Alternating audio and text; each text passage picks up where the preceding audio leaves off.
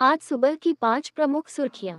NABARD, RBI innovation hub digital कृषि ऋण को तेजी से आगे बढ़ाएगा। रविशंकर को फिर से आरबीआई का डिप्टी गवर्नर नियुक्त किया गया। माइक्रोसॉफ्ट ने अपने सबसे छोटे आई मॉडल 5 मिनी का अनावरण किया। नरसिंह यादव डब्ल्यूएफआई के 7 सदस्यीय एथलीट पैनल के अध्यक्ष चुने गए। कजाकिस्तान में स्को रक्षा मंत्रियों की बैठक हुई। आज का इतिहास। काबिल ने रणनीतिक खनिजों के लिए वैश्विक खोज का नेतृत्व किया। काबिल, नाल्को, हिंदुस्तान कॉपर लिमिटेड और एमईसीएल द्वारा अगस्त 2019 में एक संयुक्त उद्यम का गठन किया गया था। खान मंत्रालय द्वारा देखरेख। उद्देश्य, विदेशी लिथियम, कोबाल्ट सुरक्षित करना। फोकस, ऑस्ट्रेलिया, अफ्रीका, दक्षिण अमेरिका में साझेदारी बनाएं। कार्य, रणनीतिक खनिजों की पहचान करना, अधिग्रहण करना, अन्वेषण करना, विकास करना, खनन करना, संसाधित करना। महत्वपूर्ण खनिजों के साथ भारत के तकनीकी और ऊर्जा क्षेत्रों को मजबूत करता है। प्रोनंसिएशन। हमारे लाइव टेस्ट का प्रयास करने के लिए यहाँ क्लिक करें, उंगली से बाएं ओर इशारा। भारत में 25 अक्टूबर 1951 से 21 फरवरी 1952 के बीच आम चुनाव हुए थे। मतदाताओं ने पहली लोकसभा के 489 सदस्यों को चुना। 21 वर्ष से अधिक आयु के भारतीय नागरिक मतदान के पात्र थे। कांग्रेस को 45% मतदान मिले और 364 सीटें जीती। प्रथम प्रधानमंत्री जवाहरलाल नेहरू। 15 मई 1952 को गणेश वासुदेव मावलंकर पहली लोकसभा के अध्यक्ष चुने गए थे। NABARD, RBI innovation hub digital कृषि ऋण को तेजी से आगे बढ़ाएगा। नाबार्ड ने डिजिटल कृषि ऋणों को तेजी से ट्रैक करने के लिए आरबीआई इनोवेशन हब के साथ साझेदारी की। घर्षण रहित क्रेडिट के लिए एक एसीसी पोर्टल को पब्लिक टेक प्लेटफॉर्म के साथ एकीकृत किया। सहयोग का उद्देश्य डिजिटल किसान क्रेडिट कार्ड (केसीसी) ऋण प्रसंस्करण की सुविधा प्रदान करना है, जिससे सहकारी और आरआरबी को लाभ होगा। इस पहल का लक्ष्य डिजिटल रिकॉर्ड, उपग्रह डेटा का लाभ उठाकर किसानों को तत्काल ऋण वितरण करना है। SBI card miles credit card 3 variant के साथ लॉन्च किए गए। एसबीआई कार्ड ने क्यूरेटेड यात्रा लाभों के साथ अपने पहले यात्रा केंद्रित कोर क्रेडिट कार्ड और एसबीआई कार्ड माइल्स और के 3 वेरिएंट लॉन्च किए हैं। 3 प्रकार हैं SBI card miles elite, SBI card miles prime और एसबीआई कार्ड माइल्स। एसबीआई अध्यक्ष दिनेश कुमार खारा। स्थापित 1 जुलाई 1955। मुख्यालय मुंबई। एसबीआई पूर्ववर्ती imperial bank of India 1921-1955। Ravishankar को फिर से आरबीआई का डिप्टी गवर्नर नियुक्त किया गया। रविशंकर को 3 मई 2024 से 1 वर्ष के लिए आरबीआई के डिप्टी गवर्नर के रूप में फिर से नियुक्त किया गया। शंकर ने जेएनयू से अर्थशास्त्र में एम.फिल के साथ 1990 में आरबीआई करियर की शुरुआत की। वह पहले कार्यकारी निदेशक थे। आरबीआई का निर्देश 21 सदस्यीय बोर्ड द्वारा निर्धारित किया जाता है। 1 गवर्नर, 4 डिप्टी गवर्नर, 2 वित्त मंत्रालय के अधिकारी, 10 सरकारी नामांकित व्यक्ति और मुंबई, कोलकाता, चेन्नई और दिल्ली के 4 स्थानीय बोर्ड प्रतिनिधि। विश्व टीकाकरण सप्ताह 2024 से 30 अप्रैल के अंतिम सप्ताह में मनाए जाने वाले विश्व टीकाकरण सप्ताह का उद्देश्य लोगों को टीके से रोकी जा सकने वाली बीमारियों से बचाने के लिए आवश्यक सामूहिक कार्रवाई को उजागर करना है। विषय वस्तु और quote humanly possible immunisation for all और क्वोट। इस वर्ष विश्व टीकाकरण सप्ताह टीकाकरण पर आवश्यक कार्यक्रम एपी के 50 वर्ष पूरे होने का जश्न मना रहा है। एपी एक कार्यक्रम है जिसका उद्देश्य सभी बच्चों को टीके उपलब्ध कराना है।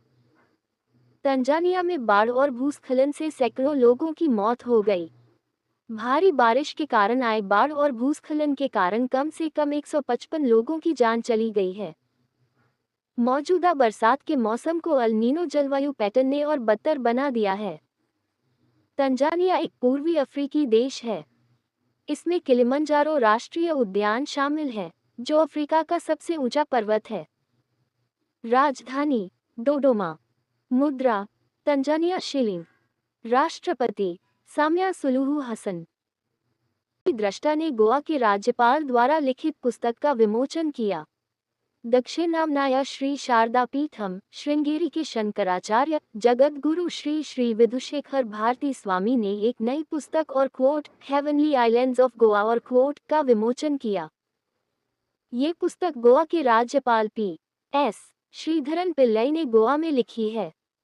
ये पुस्तक, जो श्री पिल्लई की 221वीं पुस्तक है, डोना पावला में राजभवन के न्यू दरबार हॉल में आयोजित एक कार्यक्रम में जारी की गई। माइक्रोसॉफ्ट ने अपने सबसे छोटे आई मॉडल Phi 3 मिनी का अनावरण किया।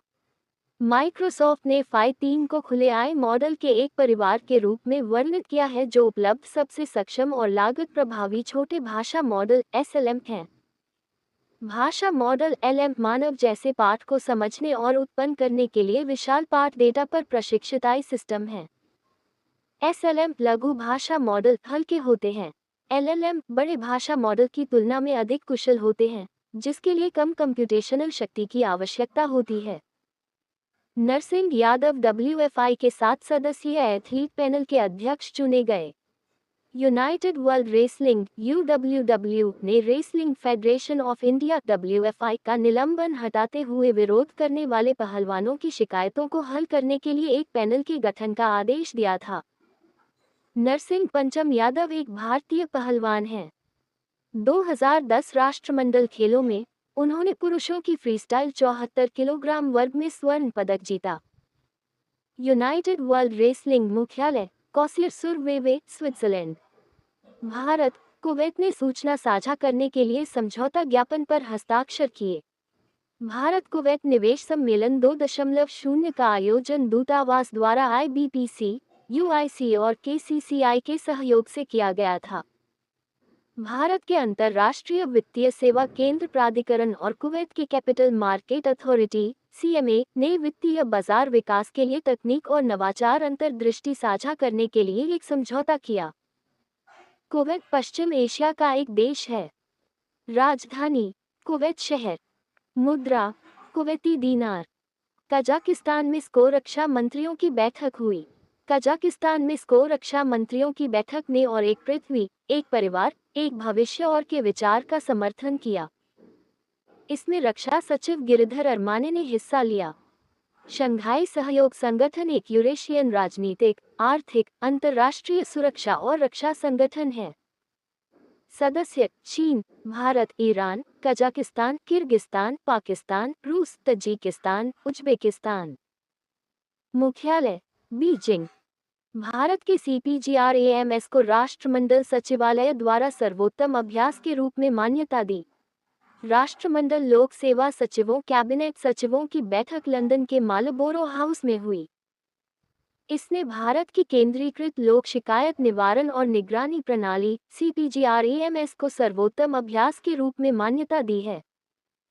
बैठक का विषय शासन में AI को अपनाने पर ध्यान देने के साथ और सार्वजनिक सेवा वितरण को बढ़ाने के लिए स्मार्ट सरकार का संस्थागतकरण और था। विश्व बौद्धिक संपदा दिवस 26 अप्रैल 2024। विषय वस्तु और quote IP and the SDG building our common future with innovation and creativity और क्वोट। विश्व बौद्धिक संपदा संगठन इस दिन को मनाता है। विपो की जड़ें 1883 में औद्योगिक संपत्ति की सुरक्षा के लिए पेरिस कन्वेंशन पर हस्ताक्षर करने से जुड़ी हैं। 1974 में विपो को संयुक्त राष्ट्र के तहत एक विशेष एजेंसी के रूप में नामित किया गया था। विपो मुख्यालय Geneva, Switzerland. DG Darren tan.